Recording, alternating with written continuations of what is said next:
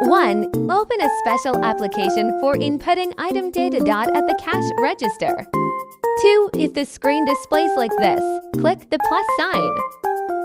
3. If you have clicked the plus sign, the display will look like this. 4. If this is the case, then we will start from the first. Namely filling in the item code on the top line.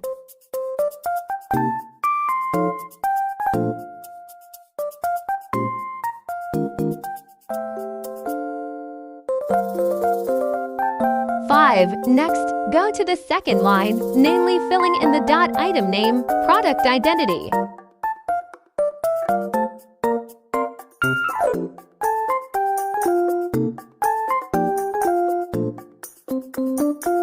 6.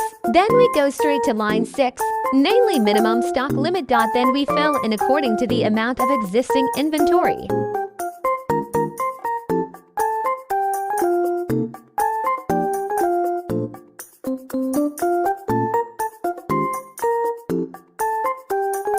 7. Finally, we go straight to line 7, namely retail selling price. We fill in according to the price that will be sold, displayed.